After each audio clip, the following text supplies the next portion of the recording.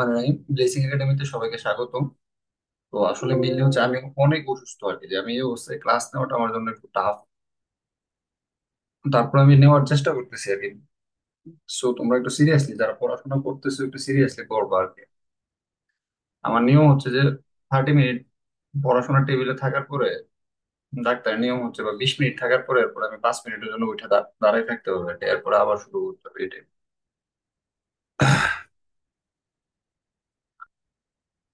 তো আমরা লাস্ট ক্লাসে কি কি পড়ছিলাম তোমাদের খেয়াল আছে কিনা? আমরা লাস্ট ক্লাসে পড়ছিলাম হচ্ছে, আমাকে কি শোনা যায়? হ্যালো। জি স্যার। হ্যাঁ, লাস্ট ক্লাসে আমরা এই যে ভর সংখ্যা, পারমাণবিক সংখ্যা, তারপরে এই ইলেকট্রন নিয়ে এই যে মূল কণিকা কি, এই জিনিসগুলো আমরা পড়ছিলাম। বুঝতে পারছো? তোমাদের নিশ্চয় মনে আছে। লাস্ট ক্লাসে হচ্ছে এই জিনিসগুলো পড়ছিলাম আর কি। এখন আমরা যে জিনিসটা পড়বো এটা হচ্ছে যে রাদারফোর্ডের পরমাণু মডেল। তো রাদারফোর্ড নামক একজন বিজ্ঞানী, আমরা একটু আগে দেখছি আর কি রাদারফোর্ড কি আবিষ্কার করছে। মানে এর আগে আমরা একটা জিনিস পড়ছিলাম, রাদারফোর্ড কি আবিষ্কার করছে। হুম।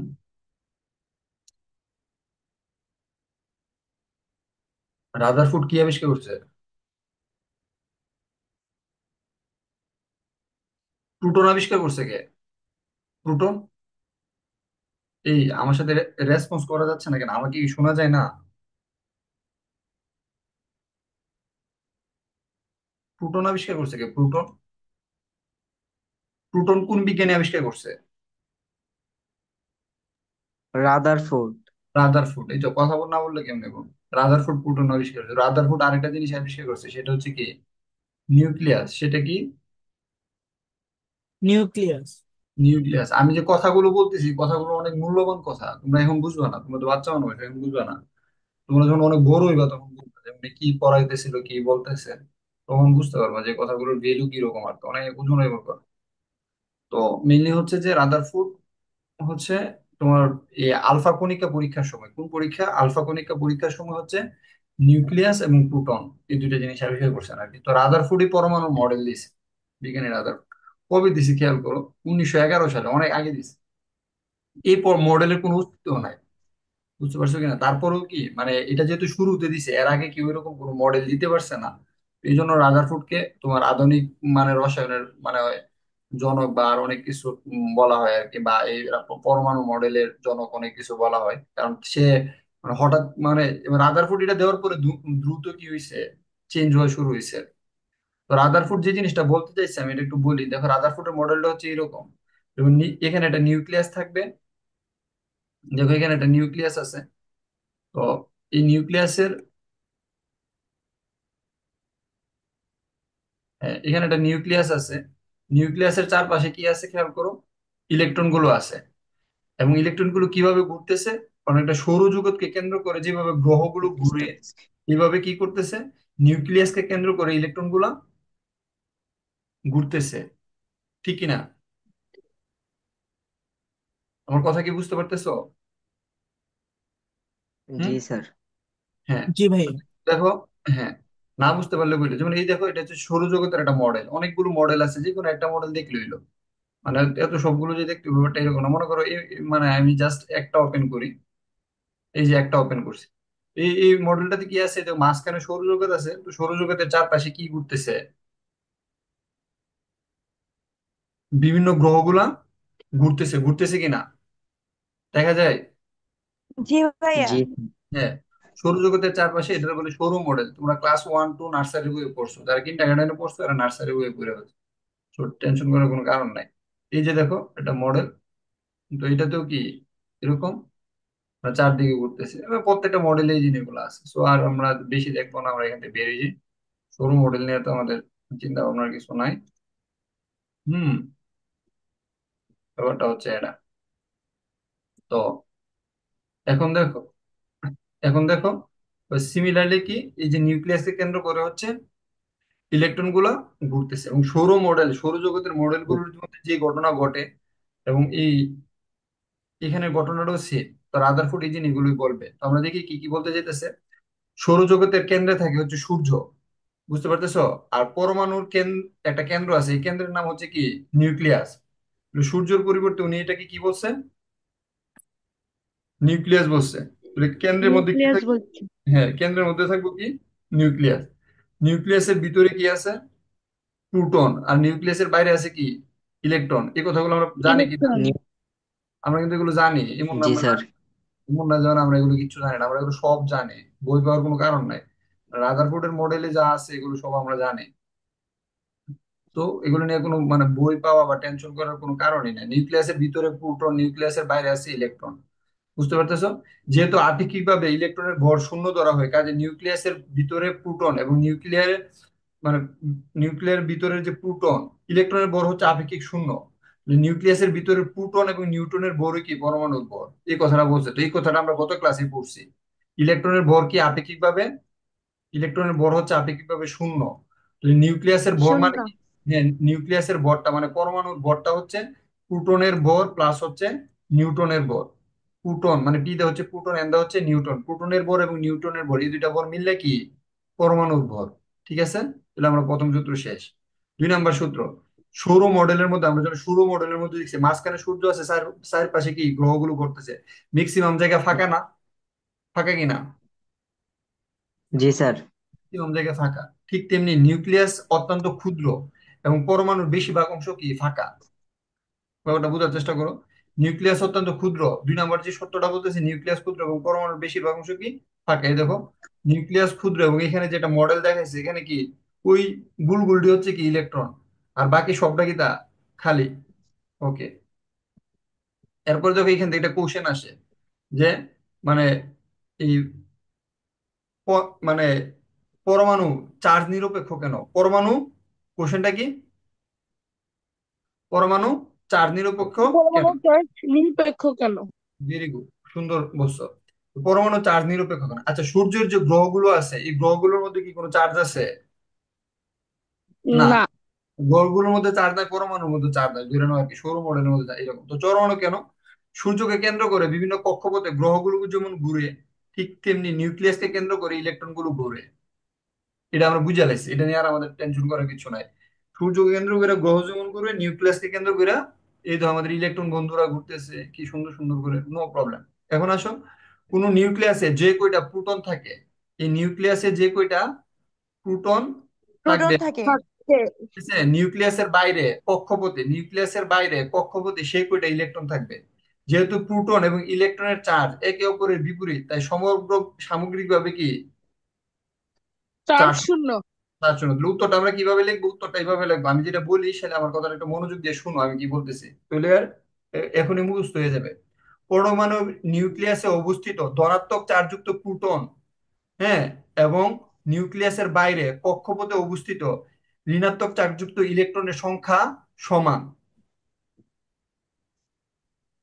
কথাটা কি বুঝতে পারছো কি? কোন পরমাণু নিউক্লিয়াসে অবস্থিত ধনাত্মক চার্জযুক্ত প্রোটন এবং নিউক্লিয়াসের বাইরে অবস্থিত, হ্যাঁ, কক্ষপথে সমান সংখ্যক কি ঋণাত্মক চার্জযুক্ত ইলেকট্রন থাকে। যতটা ধনাত্মক চার্জযুক্ত প্রোটন নিউক্লিয়াসে থাকে, কোন পরমাণুর নিউক্লিয়াসে যতটি ধনাত্মক চার্জযুক্ত প্রোটন থাকে, ঠিক তেমনি নিউক্লিয়াসের বাইরে কক্ষপথে ততটি ঋণাত্মক চার্জযুক্ত ইলেকট্রন থাকে। থাকে। এরা ধনাত্মক এবং ঋণাত্মক চার্জ একে অপরের বিপরীত হওয়ায় পরস্পরকে কি করে দেয়?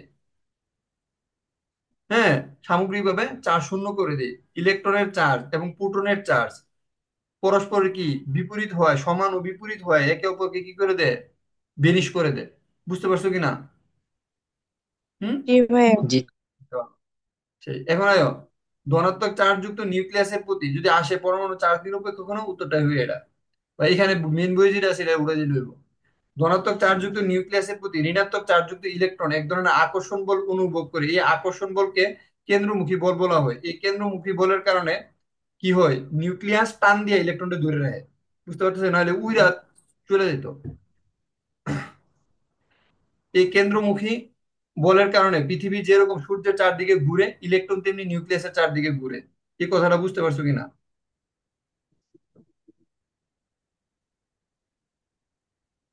এই যে দেখো, ধনাত্মক চার্জযুক্ত যে নিউক্লিয়াস, এটা কি করে ঋণাত্মক চার্জযুক্ত ইলেকট্রনকে কি করে হ্যাঁ, নিউক্লিয়াস কর্তৃক ঋণাত্মক চার্জযুক্ত ইলেকট্রন একটা আকর্ষণ বল অনুভব করে। যদি এই আকর্ষণ বলটা অনুভব না করতো, এবং সূর্য কি করে টান দেয় অন্যান্য গ্রহগুলোকে তার দিকে ধরে রাখে, না হলে যে কোনো বস্তু বৃত্তাকার পথে যদি ঘুরে এবং এটার মধ্যে যদি কোনো আকর্ষণ বল টান না ধরে না রাখে, এটা ছিটকে যাবো গা, কি করব? ছিটকাই দেবো গা। ছিটকে যাবে। আচ্ছা ঠিক আছে, এখন আমি তোমাদেরকে মানে এটা কি তোমরা বুঝো কিনা যে জিনিসটা যে ছিটকে যাবো? জি স্যার। বুঝো? কারণ ওটা কি ক্যামেরা অন হয় কিনা? FN5 হইছে? আচ্ছা, আমাকে কি দেখা যায়? হুম। জি ভাইয়া। জি ভাইয়া। ও, দেখা যাইতেছে না।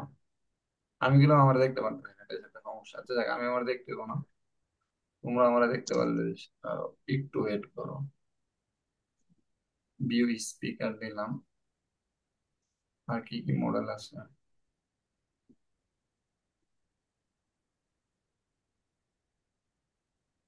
View speaker. ঠিক আছে, আমাকে দেখা যাচ্ছে না? ওকে। আমাকে যদি দেখা যায়, দেখো আমি একটা জিনিস দেখাইতেছি তোমাদেরকে। আমার রুমের পিছনে কি টি আছে এগুলো কিন্তু দেখো, বুঝছো? আমার রুম গুছানো না আমি একটু আগে একটা মেডিকেল ইকুইপমেন্ট কিনে আমার হাতে কি আছে বলো তো? চার্জার। হ্যাঁ, চার্জার। হ্যাঁ চার্জার আছে। তো এই চার্জারটা খেয়াল করি, চার্জারের মাথাটা যদি আছে না, আমি দেখো এবার ধরে ঘুরাইতেছি। দেখছো এই যে ঘুরতেছে, দেখতেছো কিনা? হ্যাঁ, জি জি। ভাইয়া। এই দেখো এটা কিন্তু এটা ওই স্যার। চার্জার মানে ইয়াতে আমি ধরে রাখছি আর কি। দেখো এই চার্জার হচ্ছে তারটাতে আমি ধরে রাখছি। যদি তারটাতে এটা ধরা না থাকতো আর চার্জারের মাথাটা যদি ঘুরতো বৃত্তাকার পথে, কি হইতো জানো নি? এটা ছিটকে যেত, ছিটকে উড়া পড়ে যেত। বুঝতে পারছো কিনা? জি ভাইয়া। জি স্যার। তারটা যদি না থাকতো তাহলে চার্জারটা ঘুরার সময় কি হইতো? ছিটকে উড়া দিকে চলে যেত। চলে যেত কেন? এটা হচ্ছে কেন্দ্র বিমুখী বলের কারণে। ঠিক আছে, মানে বিপরীত কেন্দ্র বিমুখী বলের কারণে সে কি করতো? কেন্দ্র থেকে দূরে ছিটকে যেত যে কোনো বস্তু। এভাবে যদি বৃত্তাকার পথে ঘুরতো আর কি চার্জারটা, যদি এই তারটা না থাকতো, চার্জারটা মানে সরে পড়ে যেত। বুঝতে পারছো কিনা? তো এখন সমস্যাটা হচ্ছে কি যে এটা লাঠিমের ক্ষেত্রে দেখো, লাঠিম যখন দিয়ে এইভাবে ঘুরে, কিন্তু লাঠিমটা যখন শেষে একবারে শেষবার যখন তোমার মনে করো পর্ব দেখবে, সে একবারে শেষ যখন স্টপ স্টপ হইবার আগ মুহূর্তে সে অনেক দূরে জায়গা মানে এই জায়গার কিন্তু অফ হয় না, একটু দূরে অফ মানে বৃত্তাকার পথে ঘুরলে হঠাৎ বা কোথাও লাগলে দেখবে সে খুব দূরে চলে যেতেছে। চার্জারটা দিয়ে বুঝতে পারবো সহজে যে একটা কেন্দ্রমুখী মানে এই তারটা এই চার্জারের মাথাটা টান দিয়ে ধরে ধরে রাখছে। বুঝতে পারতেছো কিনা? বৃত্তাকার পথে কোনো কিছু বললে এটা যদি এই চার্জারটা যদি টান দিয়ে ধরে না রাখতো তাহলে এই চার্জারের মাথাটা এখান থেকে খুব খুললা অনেক দূরে গিয়ে পড়ে যেত, যদি তারটা না থাকতো আর কি। ব্যাপারটা হচ্ছে এই টাইপের। তো ওরা এই কথাটাই বলতেছে যে বৃত্তাকার পথে কোনো একটা বস্তু যখন ঘুরবো আর কি। দাঁড়াও, অফ করে দিই, স্ক্রিনটা শেয়ার দিই। হ্যাঁ, তো আমি যে জিনিসটা বলতেছিলাম আর কি, যে ওরা এই কথাটাই বলতেছে আর কি, যে বৃত্তাকার পথে যখন কোনো কিছু একটা ঘুরবে আর কি, তখন হচ্ছে তখন যে ঘটনাটা কি হইব, যে এই কেন্দ্র থেকে তাকে একটা বল দিয়ে কি করব, আকর্ষণ করে টান্দা ধরে রাখতে হইব। বুঝতে পারতেছো? যদি আকর্ষণ বলে টান্দা ধরে না রাখে, যেমন নিউক্লিয়াসের প্রোটনটা কি করে ইলেকট্রনটাকে টান্দা ধরে রাখে, যদি টান্দা ধরে না রাখে তাহলে কি হইব? হ্যাঁ, বাইরের দিকে কি ছিটকে যাইবো। বুঝতে পারতেছো কিনা? এই জন্য ওরা এই কথাটা বলতেছে আর কি, যে ধনাত্মক চার্জ যুক্ত নিউক্লিয়াসের প্রতি ঋণাত্মক চার্জ বিহীন ইলেকট্রন এক ধরনের আকর্ষণ বল অনুভব করে। হ্যাঁ, ইলেকট্রনের একটা আকর্ষণ বল, এই আকর্ষণ বলটা হচ্ছে কেন্দ্রমুখী বল, মানে কেন্দ্রের দিকে টাইনা ধরে রাখছে। আর এর বিপরীত বলটা হচ্ছে কেন্দ্র বিমুখী বল। এখানে বিমুখী বলটা আর এই কেন্দ্রমুখী বলটা প্রায় সমান, এই জন্য এটা এটা বৃত্তাকার পথে ঘুরে। এই কেন্দ্রমুখী বলের কারণে পৃথিবী যে যেরকম সূর্যের চারদিকে ঘুরে, ইলেকট্রন তেমনি নিউক্লিয়াসের চারদিকে ঘুরে। বুঝতে পারছো কিনা? যেমন তোমরা পড়ছো মহাবিশ্বের যে কোনো দুটি বস্তুর মধ্যে আকর্ষণ বল কে কি বলে? মহাকর্ষ বল বলে। পড়ছো কিনা? ক্লাস জি ফোর এর ভাইয়া। বই, ক্লাস ফোর এর বই পড়ছো। মহাবিশ্বের যে কোনো দুটি বস্তু কণার মধ্যে বল, তো এখানে নিউক্লিয়াস এবং ইলেকট্রনের মধ্যে যে বল, এই বলটা হচ্ছে যে হচ্ছে টান দিয়ে সে ধরে রাখছে। আপাতত এই কনসেপ্টটা রাখো, পরে আবার এটা কাজে লাগবে একটা সার্টেন টাইম পর অঙ্ক করার সময়। রাদারফোর্ডের মডেলকে সৌরজগতের সাথে তুলনা করা হয়েছে। এই মডেলটিকে সোলার সিস্টেম মডেল বা সৌর মডেল বলে, অনেকটা সৌর মডেল। বিজ্ঞানী রাদারফোর্ড সর্বপ্রথম নিউক্লিয়াসের ধারণা দেন বলে এটা নিউক্লিয়ার মডেলও বলে। তাহলে এটা এই মডেলটাকে কি বলছে? নিউক্লিয়ার মডেলও বলছে। এখন আসলে রাদারফোর্ডের সীমাবদ্ধতা কিটা? রাদারফোর্ড যা কইছে এর এর 95% হচ্ছে ভুল। কত পার্সেন্ট ভুল? Nuclear model. 95%। হ্যাঁ, মডেল। Nuclear model. তো এই রাদারফোর্ড যা বলছে তার 95% হচ্ছে ভুল। বুঝতে পারছো? তখন একটু পরে বুঝবা কেমনে ভুল। তারপরে হ্যাঁ 95%। ভুল। তো ভুলটা কিভাবে? রাদারফোর্ডের মডেল অনুসারে রাদারফোর্ড সর্বপ্রথম নিউক্লিয়াস এবং ইলেকট্রনের ধারণা দিলেও কক্ষপথের ধারণা দিছে, ঠিক আছে? কিন্তু রাদারফোর্ডের সীমাবদ্ধতা ছিল। সীমাবদ্ধতা কি দেয় এটা? এখন সীমাবদ্ধতা কম পড়বা, ইন্টার বইয়ে গিয়ে দেখবা এই সীমাবদ্ধতার একটা কাহিনী লাগাই দিছে, মানে একটার পর একটা একটার পর একটা সীমাবদ্ধতা আইতাছে আইতাছে। এখন আসো কিছু সীমাবদ্ধতা পড়ি। রাদারফোর্ডের মডেলে ইলেকট্রনের আকার, মানে ব্যাসার্ধ এবং আকৃতি সম্পর্কে কোনো ধারণা দেয় নাই। ইলেকট্রনের আকার আকৃতি সম্পর্কে কোনো ধারণা আছে এই সাইটটার না মধ্যে? স্যার। নাই। প্রথমত যদি হয় ইলেকট্রনের আকার আকৃতি নিয়ে ধারণা নেই, তাহলে প্রথম কথাটা ঠিক আছে কিনা? ভুলটা দুইটা। এখন আয়ো, 2 নাম্বার বলছে সৌরজগতের সাথে মিল আছে। সৌরজগতের গ্রহগুলোর মধ্যে কোনো চার্জ নাই। সৌরজগতের গ্রহের মধ্যে কি নাই? কোনো চার্জ। নাই। সূর্যের মধ্যে সূর্য চার্জিং, গ্রহ চার্জিং। নাই। হ্যাঁ। আর রাদারফোর্ড কইতেছে যে এখানে নিউক্লিয়াস হচ্ছে ধনাত্মক চার্জ যুক্ত, কারণ এর ভিতরে প্রোটন আছে। আর কক্ষপথের মধ্যে যে ইলেকট্রন আছে সে হচ্ছে ঋণাত্মক চার্জ যুক্ত। তাহলে কি এটা চার্জহীন এবং চার্জ ছাড়া বস্তু, এই দুইটার সাথে তুলনা করা কি ঠিক হইছে? হয় নাই। বুঝছো? সৌরজগতের গ্রহের মধ্যে চার্জ নাই, কিন্তু ইলেকট্রন এবং নিউক্লিয়াসের মধ্যে কি আছে? চার্জ আছে। এখন দেখো, একাধিক ইলেকট্রন বিশিষ্ট পরমাণুতে ইলেকট্রন গুলো কিভাবে থাকবে এ সম্পর্কে কোনো ধারণা দেয় নাই, আসলে দিছে না। মনে করো একাধিক ইলেকট্রন যদি থাকতো, তাহলে একাধিক ইলেকট্রন থাকলে মনে করো, যেমন এখানে একটা একটা, মানে একাধিক ইলেকট্রন থাকলে কোন কক্ষপথে কয়টা ইলেকট্রন থাকবে, কিভাবে থাকবে, এগুলো সম্পর্কে কি কোনো ধারণা দিছে? দেয় নাই। তারপরে কি বলছে, ম্যাক্সওয়েলের তত্ত্ব অনুসারে, এই জিনিসটা একটু ইম্পর্টেন্ট, যেটা একটু আগে আমি চার্জারটা দিয়ে দেখাইছিলাম। ম্যাক্সওয়েলের তত্ত্ব অনুসারে ইলেকট্রনগুলো নিউক্লিয়াসকে কেন্দ্র করে ঘূর্ণনের সময় ক্রমাগত শক্তি হারাতে থাকবে। নিউক্লিয়াসকে কেন্দ্র করে যদি ইলেকট্রন ঘুরে তখন সে কি করবে? ক্রমাগত শক্তি হারা। ক্রমাগত শক্তি হারাতে থাকবে। এটা শুধু ইলেকট্রন না, যে কোনো কিছু ম্যাক্সওয়েলের তত্ত্ব অনুসারে বৃত্তাকার পথে ঘুরতেছে মানে সে কি করবে? শক্তি হারাইবো। এই জিনিসটা মাথায় রাখবা, এটা সারা জীবন কাজে লাগবে। বৃত্তাকার পথে কোনো কিছু ঘুরতেছে মানে কি, এটার মধ্যে যদি কেন্দ্র থেকে কোনো ফোর্স কাজ না করে তাহলে সে অলওয়েজ শক্তি হারাতে থাকবে। বুঝতে পারতেছো? ফলে এটা মানে কেন্দ্রমুখী বলের কারণে এই শক্তিটা হারায়। ম্যাক্সওয়েলের তত্ত্ব অনুসারে ইলেকট্রন নিউক্লিয়াসকে কেন্দ্র করে ঘূর্ণনের সময় ক্রমাগত শক্তি হারাতে থাকে। ফলে ইলেকট্রন গুলোর পথ ছোট হতে থাকবে। দেখো ওই যে ইলেকট্রন শক্তি হারাইতে হারাইতে এখান থেকে শুরু হয়েছে, ওই ওই দেখো আস্তে আস্তে তোমার শক্তি হারাইতেছে। হারাইতে হারাইতে হারাইতে হারাইতে হারাইতে হারাইতে হারাইতে হারাইতে হারাইতে হারাইতে একবার আয়া কেন্দ্র পতিত হয়েছে। এই জিনিসটা খেয়াল করো। ফলে ইলেকট্রন গুলোর ঘূর্ণন পথ ছোট হতে থাকবে, এক সময় সেটি নিউক্লিয়াসের উপর পতিত হবে। কার উপর পতিত হইব? নিউক্লিয়াসের উপর। তো এখন ইলেকট্রন নিউক্লিয়াসের উপর। নিউক্লিয়াসের হারাইতে উপর। হারাইতে নিউক্লিয়াসে পতিত হয়, তখন কি আর এই মডেলের কি কোনো অস্তিত্ব থাকবো? না। না। এই জিনিসটা একটু বোঝার চেষ্টা করো। Stop scan. আবার কি আমাকে দেখা যায়? জি ভাইয়া। না, আমি কিন্তু আমাকে দেখি না। এটা হচ্ছে সমস্যা। আচ্ছা, আমি আমাকে দেখাটা জরুরি না, তুমি আমাকে দেখাটাই জরুরি। খেয়াল করো যে এটা হচ্ছে একটা বৃত্তাকার বস্তু ঘুরতেছে, বুঝছো? হ্যাঁ। এখন আমি যদি ঘোড়ার বেগটা কমাই দিই, ব্যাপারটা খেয়াল করো। আমি যদি ঘোড়ার বেগটা কমাই দিই, তাহলে দেখো যে হান থেকে ঘুরতেছিল, মানে আমার হাতটা হচ্ছে অক্ষটা বা কেন্দ্রটা, ঘোড়ার বেগটা কমাই দিলে আস্তে আস্তে আস্তে আস্তে সে কি হইতেছে, আমার হাতটার উপর আয় পতিত হয়েছে না? জি। জি স্যার। ব্যাপারটা জি বুঝছো কিনা? স্যার। স্পিডে ঘুরতেছে ঘুরতেছে ঘুরতেছে, এখন আমি ঘোড়ার বেগটা কি করছি? কমাই দিয়েছি। কমাই দিয়েছি পরে এটা আমার হাতের উপর আয় পতিত হয়েছে। বুঝছো কিনা? যে কোনো বৃত্তাকার বস্তু, এটা ব্রেনে রাখবা, যে যে কোনো বৃত্তাকার বস্তু যদি ঘুরে এবং সে যদি কি করে শক্তি হারাইতে থাকে, মানে সে যদি ঘোড়ার স্পিড কমে যায়, মানে শক্তি হারাইতে থাকে, সে কোথায় পতিত হইব? কেন্দ্রে পতিত হইব। কোথায় পতিত হইব? কেন্দ্রে। কেন্দ্রে। কেন্দ্রে। কেন্দ্রে পতিত হইব। This is the most important point. তো আমি যে জিনিসটা তোমাদেরকে এখন দেখাইলাম চার্জার দিয়া, এখন আসো যে এই জিনিসটার সাথে এই জিনিসটার সম্পর্কটা কি। এখন তো বৃত্তাকার পথে যেহেতু ইলেকট্রন ঘুরতেছে, ঘুরতেছে মানে সে অবশ্যই কি করবো, ওই চার্জারটার মতোই সে যদি শক্তি হারাইতে থাকে একটা সময় কেন্দ্রে পরিণত হইব। আর কেন্দ্রে যদি ইলেকট্রন চলে আসে, কেন্দ্রে মানে নিউক্লিয়াসে ইলেকট্রন চলে আসে, ইলেকট্রন যদি নিউক্লিয়াসে চলে আসে তাহলে পরমাণুর কি আর অস্তিত্ব থাকবো? না না। স্যার। পরমাণুর কিন্তু অস্তিত্ব থাকতো না, পরমাণুটা কি হয়ে গেল? ধ্বংস হয়ে গেল, ফিনিশ হয়ে গেল। এই জিনিসটাই বলতেছে আর কি। ম্যাক্সওয়েলের তত্ত্ব অনুসারে, ঠিক আছে, বৃত্তাকার পথে কোনো কিছু চললে সে কি করে? আবিরাম শক্তি বিকিরণ করবে, এবং শক্তি বিকিরণ করতে করতে সে কি করবে? এক সময় কেন্দ্রে চলে আসবে। বুঝতে পারছো? এবং কেন্দ্র যখন চলে আসবে তখন তো ইলেকট্রন যখন কেন্দ্রে চলে আসা মানে কি, এই কথাটার মানে হচ্ছে ইলেকট্রন কেন্দ্রে চলে আসা, এই কথাটার মানে হচ্ছে তোমার ইলেকট্রন কেন্দ্রে চলে আসা এই কথাটার মানে হচ্ছে যে তোমার এই ইলেকট্রন নিউক্লিয়াসে চলে আসা। তো এই কথাটার মানে হচ্ছে যে পরমাণুর অস্তিত্ব বিনষ্ট হয়ে যাওয়া। ইলেকট্রন থাকার কথা কক্ষপথে, তো সেখান থেকে সে কেন্দ্রে চলে আসে। তাহলে এটা দিয়ে বোঝা যায় যে ইলেকট্রন কখনোই ইলেকট্রন কখনোই বৃত্তাকার পথে ঘুরে না। এই কথার মানে কি? ইলেকট্রন কখনোই বৃত্তাকার পথে ঘুরে না। রাদারফোর্ডের মডেলটা ঠিক কেউ রয়েছে ইলেকট্রন সৌরজগতের মতো। বুঝতে পারছো কিনা? সৌরজগতের মতো এটা বৃত্তাকার পথে ঘুরতেছে, কিন্তু ইলেকট্রন তো আসলে বৃত্তাকার পথে ঘুরে না। তাহলে রাদারফোর্ডের মডেলটা কি আসলে ঠিক আছে নাকি ভুল? ভুল। যদি ঠিক ভুল। ভুল।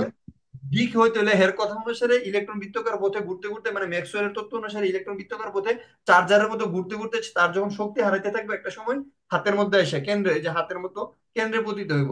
যেখান থেকে ঘুরতেছিল ওইখানে পতিত হবে। আর ওইখানে পতিত হয়ে যাওয়ার মানে হচ্ছে যে তোমার মানে হাতের মধ্যে পতিত হবে মানে হচ্ছে মানে কেন্দ্রে পতিত হবে। আর কেন্দ্র পতিত হওয়ার মানে হচ্ছে তার অস্তিত্ব বিনষ্ট হয়ে যাবে। তো এই এই রাদারফোর্ডের মডেলটা পুরোটাই ভুল। এটা সমস্যাটার সমাধান কি? তা ইলেকট্রন ঘুরে, এটা হচ্ছে উপবৃত্তকার পথে। কি পথে? উপবৃত্তাকার উপবৃত্তাকার পথে। পথে। বুঝতে পারছো কিনা এই জিনিসটা মাথায় রাখো। ইলেকট্রন ঘুরে, কিন্তু সেই ঘোরাটা হচ্ছে কি বৃত্তকার না, উপবৃত্তকার মানে ইলিপ্টিক্যাল। উপবৃত্তকার মানে জিনিসটা হচ্ছে কি জানো নি? ইলিপ্টিক্যাল, সার্কেল, সার্কুলার না আর কি, এরকম আর কি। যেমন দেখায় কোনোটেশন আগে এর, না এটা হয় নাই। না না, দেখো ইলিপ্টিক্যাল বলতে কি রকম বোঝায়, এরকম বোঝায় আর কি। এই যে এরকম আমি এখন যেটা আঁকছি, এরকম উপবৃত্তকার পথে ইলেকট্রন ঘুরে আর কি। তাহলে ম্যাক্সওয়েলের তত্ত্ব অনুসারে রাদারফোর্ডের মডেলটা সঠিক না। ওকে, এখন আসো এই রাদারফোর্ডের যে সমস্যাগুলো ছিল, এই সমস্যাগুলো যে বিজ্ঞানী সমাধান করছে তার নাম হচ্ছে বিজ্ঞানী বুর। রাদারফোর্ডের মডেলও বুঝছে এবং এটার সমস্যাগুলো বুঝতে পারছে, ঠিক না? হ্যাঁ, ওকে। এখন আসো জি বুর। স্যার। হ্যাঁ, এখন বুর কি বলছে? পরমাণুতে যে সকল ইলেকট্রন থাকে সেগুলো নিউক্লিয়াসকে কেন্দ্র করে ইচ্ছা মতো কক্ষপথে ঘুরতে পারে না। সে কি করতে পারে না? রাদারফোর্ড ইচ্ছে তো বলছে মতো ইচ্ছা মতো কক্ষপথে ঘুরতে পারে ইচ্ছা তো। মতো যে কোনো কক্ষপথে ঘুরতে পারে না। হ্যাঁ, ইচ্ছা মতো কক্ষপথে এগুলো ঘুরতে পারে না। তাহলে এরা কোথায় ঘুরতে পারে? এদের একটা অনুমোদিত কক্ষপথ আছে। তাহলে অনুমোদিত কক্ষপথের কি আছে? একটা নির্দিষ্ট ব্যাসার্ধ আছে। অনুমোদিত কক্ষপথের কি আছে? একটা নির্দিষ্ট ব্যাসার্ধ। নির্দিষ্ট ব্যাসার্ধ আছে। নির্দিষ্ট ব্যাসার্ধের অনুমোদিত কক্ষপথে ঘুরে। এই নির্দিষ্ট ব্যাসার্ধে অনুমোদিত বৃত্তাকার কক্ষপথকে প্রধান শক্তি স্তর বলে। এই অনুমোদিত কক্ষপথ বা নির্দিষ্ট ব্যাসার্ধকে এটাকে কি বলে? প্রধান শক্তি স্তর, অরবিট বলে। কি বলে? অরবিট। তাহলে অরবিটের সংজ্ঞাটা কি? ইলেকট্রন যে নির্দিষ্ট কক্ষপথে অনুমোদিত কক্ষপথে ঘুরে তাকে শক্তি স্তর বা অরবিট বলে। ইলেকট্রন, হ্যাঁ, নির্দিষ্ট ব্যাসার্ধের অনুমোদিত যে বৃত্তাকার কক্ষপথ গুলোতে ঘুরে এগুলোকে কি বলে? শক্তি স্তর বা প্রধান শক্তি স্তর বা অরবিট বা কক্ষপথ বলে। স্থির কক্ষপথে ঘোরার সময় ইলেকট্রন কোনো শক্তি শোষণও করে না, বিকিরণও করে না। এখন ব্যাপারটা বোঝার চেষ্টা করে, স্থির কক্ষপথে যখন ইলেকট্রন ঘুরে তখন সে কোনো শক্তি শোষণও করে না, আবার কি করে না? বিকিরণ করে না। বিকিরণও করে না। এই জিনিসটা মাথায় রাখো। তারপরে কি বলতেছে? যে স্থির কক্ষপথকে এন দ্বারা প্রকাশ করা হয়। এন এর মান হচ্ছে 1 2 3 4 ইত্যাদি। এন এর মান যখন 1 তখন তাকে বলা হয় কে শেল, মানে এটাকে বলে শেল আর কি, কে শেল। এন এর মান যখন 1 হলে কে এর প্রধান শক্তি স্তর, তখন এটাকে বলে প্রধান শক্তি স্তর। বুঝতে পারছো? এন ইজ ইকুয়াল টু 1 মানে কে শেল, প্রধান শক্তি স্তর। N N is equal to 2 মানে হচ্ছে কি এল শেল, মানে দ্বিতীয় শক্তি স্তর। এন ইজ ইকুয়াল টু 3 মানে হচ্ছে এম এম শেল বা তৃতীয় শক্তি স্তর। এন ইজ ইকুয়াল টু 4 হচ্ছে অ্যানশেল। এন শেল বা চতুর্থ শক্তি স্তর। বুঝতে পারছো কিনা? মানে সে যেটা বলতে চাইতেছে আর কি, যে ইলেকট্রন গুলো হচ্ছে একটা নির্দিষ্ট অনুমোদিত কক্ষপথে ঘুরে এবং এই প্রত্যেকটা কক্ষপথের একটা ব্যাসার্ধ আছে। এন এর মান 1 হচ্ছে মানে প্রথম কক্ষপথ, এন এর মান 2 হচ্ছে দ্বিতীয় কক্ষপথ, এন এর মান 3 হচ্ছে তৃতীয় কক্ষপথ, এন এর মান 4 হচ্ছে চতুর্থ কক্ষপথ। বুঝতে পারছো? এবং প্রত্যেকটা কক্ষপথের একটা নির্দিষ্ট ইলেকট্রন ধারণ ক্ষমতা আছে। এটা একটু পরে গিয়ে আবার আমরা পড়ব। বুঝছো? এখন দেখো যে এটা আরো ডিটেলস করুন, মানে এটা দেখে দরকার নাই যে বই পড়ার কোনো কারণে। ভুরের মডেল অনুসারে কোন শক্তি স্তরে ইলেকট্রনের একটা কৌণিক ভরবেগ আছে। কৌণিক ভরবেগ কি? তো আসলে জিনিসটা কি তা এটা আসলে আমি একটু আইকা দেখাই। যেমন মনে করি এখানে দেখো, একটু বুঝতে পারো কিনা ভুরের মডেল, এটা হচ্ছে নিউক্লিয়াস। নিউক্লিয়াস থেকে এখানে হচ্ছে ইয়ে না, এখানে তোমরা আসলে বুঝতে পারো না আসলে ঘটনাটা কি না। ঘটনাটা বুঝে তৈলে, আচ্ছা আমি এখানে আঁকি, তোমরা যদি বুঝো না হলে হচ্ছে আমি এখানে একটা পেন্ট আছে, পেন্টও আঁকা দেবো। পেন্টে দেখে আঁকা যায় কিনা, ঠিক কেমন লাগে, ও পেন্টেও আঁকা যাবো।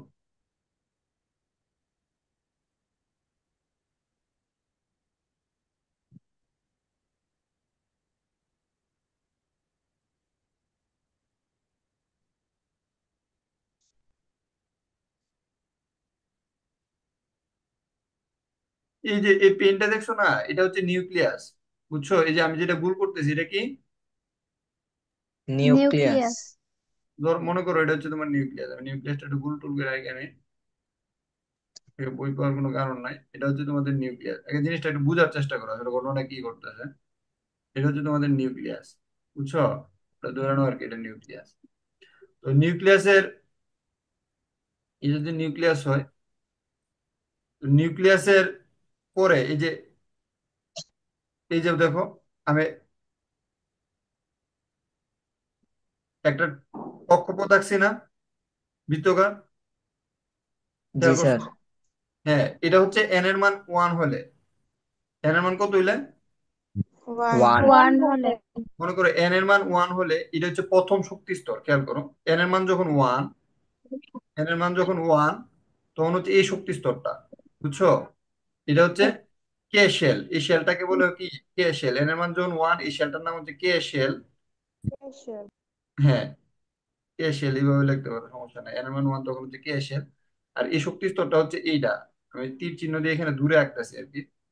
এই শেলটা ইলেকট্রন নিতে পারবে হচ্ছে দুইটা, মানে সূত্রটা হচ্ছে 2n², 2n²। এখানে n এর মান কত, 1। তাহলে 2 ইন্টু 1 1 স্কোয়ার কত, 1 হইতো। তাহলে প্রথম শক্তি স্তর মানে n = 1 মানে হচ্ছে প্রধান শক্তি স্তর, প্রথম শক্তি স্তর। প্রথম শক্তি স্তর ইলেকট্রন নিতে পারবে কয়টা? দুইটা। দুইটা। দুইটা। দুইটা। তাহলে খেয়াল করো, তাহলে এই যে প্রথম শক্তি স্তর, এটা এর ভিতরটা তো হচ্ছে নিউক্লিয়াস। নিউক্লিয়াসের পরে n এর মান যখন 1, এই প্রথম শক্তি স্তরে ইলেকট্রন নিতে পারতেছে কয়টা? দুইটা। দুইটা। দুইটা। ইলেকট্রন যে এই দুইটা আছে, এই দুইটা ইলেকট্রন কেমনে আছে, আমি একটা আঁকছি, এই আঁকাটা আসলে ঠিক হয় না, আমি তোমাদেরকে দেখাই। এই আঁকাটা একটু ভুল হয়েছে। তো দেখো, এই ইলেকট্রনটা যে আছে এটা আসলে কেমনে আছে, এই ইলেকট্রনটা আছে আবার কাহিনী কইরা, তুইলে তোমরা আসলে মেন কাহিনীটা বুঝতে পারবা। এই ইলেকট্রনটা আছে না, আছে হচ্ছে এখানে একটা, দেখো আমি এখানে আর একটা গুল একটা ইয়ে আঁকছি না, দেখো, মানে এখানে আরেকটা ছোট কক্ষপথ আঁকছি না। জি স্যার। মানে এই এন শেলের মধ্যে আবার কি করছে, একটা কক্ষপথ আঁকছি। উপসূত্র বানাইছি। এন এন শেলের মধ্যে কি করছে, একটা কক্ষপথ আঁকছি। তো এই কক্ষপথের মধ্যে এটা কি কঠিন হয়ে যেতেছে কিনা আল্লাহ জানে। আমি মানে, মানে জিনিসটা আসলে কি এটা বুঝাইতে যেতেছে আর কি। না এটা না বুঝাইলে হইতো, ব্যাপারটা এমন না যে একবার বুঝাইতে হইতো না, আসলে ঘটনাটা কি তাই এটা বুঝাইতে যেতেছে। বুঝছো? তো এই এন শেলের মধ্যে মূলত ওই যে এখানে দুইটা ইলেকট্রনই থাকবো, কিন্তু এই ইলেকট্রন গুলো আবার এমন একটা উপবৃত্তকার পথে ঘুরতেছে। এই ইলেকট্রন গুলো আবার কই ঘুরতেছে, একটা উপবৃত্তাকার পথে। উপবৃত্তাকার পথে। প্রথমত ইলেকট্রন গুলো আছে একটা কক্ষপথে, এই কক্ষপথটা হচ্ছে প্রধান শক্তি স্তর, এটাকে বলে হচ্ছে এন, প্রধান শক্তি। প্রধান শক্তি স্তর বা এন। বুঝতে পারছো কি না? এই এন এর মধ্যে ইলেকট্রন গুলো আছে, আবার এই ইলেকট্রন গুলা প্রধান শক্তি স্তরের মধ্যে কি এটা উপবৃত্তকার পথে ঘুরতেছে। বুঝতে পারছো? ঘুরতেছে। হ্যাঁ ঘুরতেছে, এই যে উপবৃত্তকার পথ, যেটার মধ্যে ইলেকট্রন গুলো ঘুরতেছে, এটা বলে অরবিটাল। কি বলে? অরবিটাল। অরবিটাল। তাহলে অরবিটাল জিনিসটার মানে হচ্ছে কি জানো? আরে অরবিটাল তো লেগে কি জানি লেগে গেছে, লাল কালার নেই, কালা কালার নেই, আর ভালো লাগবে না। এটা হচ্ছে অরবিটাল। অরবিটালটা কোনটা জানো? নি অরবিটাল হচ্ছে এই যে এই উপবৃত্তকার সূত্রটা, যেটার মধ্যে ইলেকট্রনটা আছে, বুঝছো নি? উপসূত্র। অরবিটালের এটা কি অরবিটালের উপশক্তি স্তর সংজ্ঞাটা আগে বলে না? হ্যাঁ হ্যাঁ, বুঝি নাই। এটা কি উপশক্তি স্তর বলে না? হ্যাঁ, অরবিটালের বাংলা হচ্ছে উপশক্তি স্তর। আর এন মানে হচ্ছে কি, এন মানে হচ্ছে অরবিট, এন মানে কি করবি। অরবিট বা প্রধান শক্তি স্তর। আর বাংলা কি? প্রধান প্রধান শক্তি স্তর। এখন খেয়াল করো, এই অরবিট মানে এটাকে বলা হচ্ছে এন অরবিটাল। তো অরবিটালের মধ্যে আবার ইলেকট্রন কি করতেছে?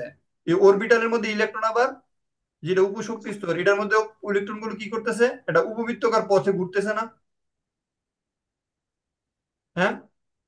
তো এই যে অরবিটালের মধ্যে কি করতেছে, এটা উপবৃত্তাকার পথে কিন্তু আবার ইলেকট্রন গুলা ঘুরতেছে। তো ইলেকট্রন যখন ঘুরে তার একটা জিনিস কি আছে, কৌণিক ভরবেগ আছে। এটা অনেকটা বিয়ারিং এর মতো।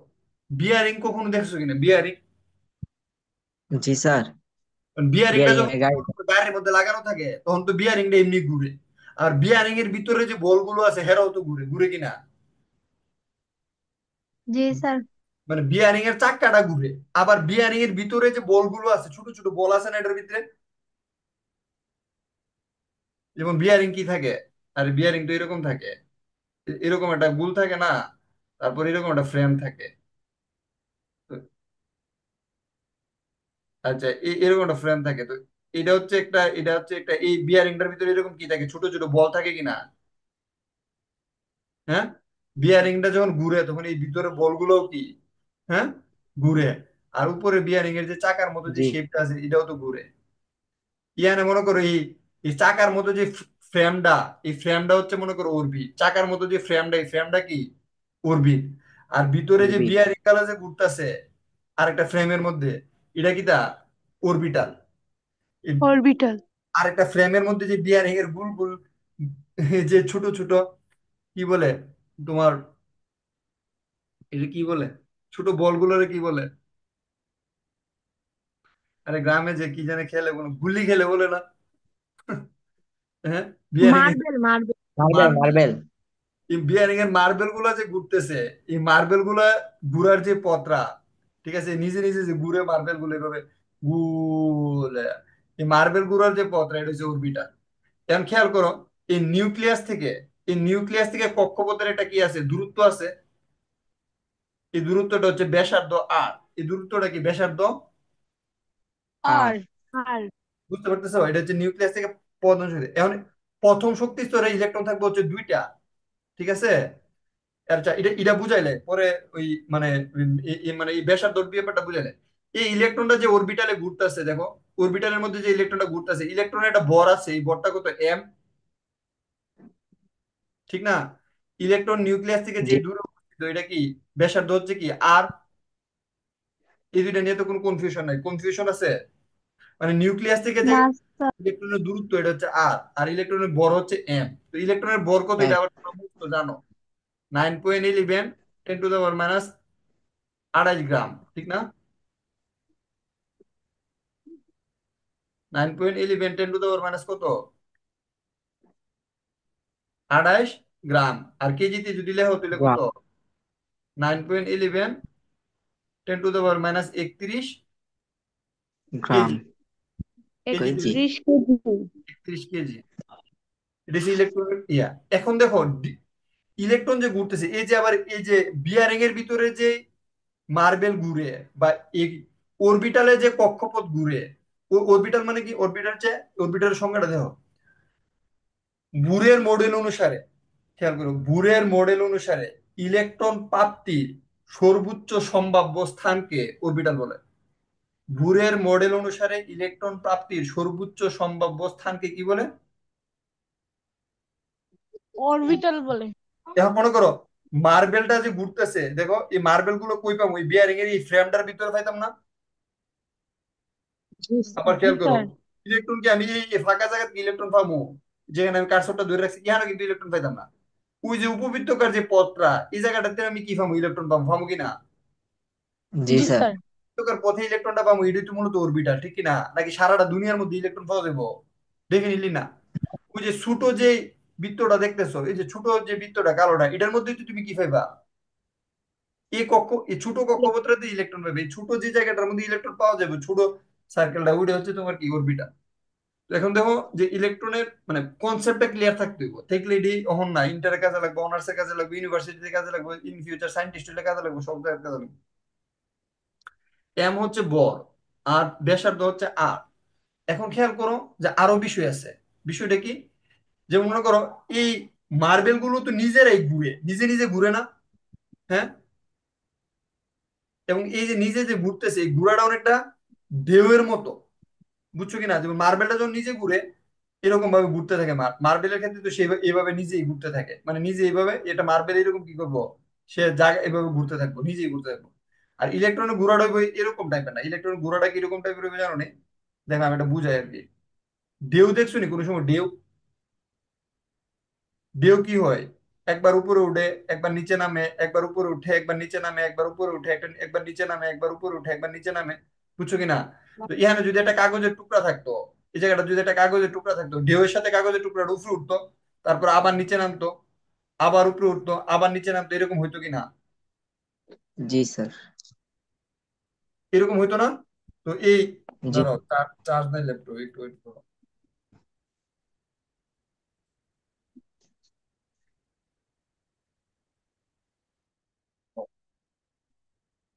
ইয়ে গেছে গা।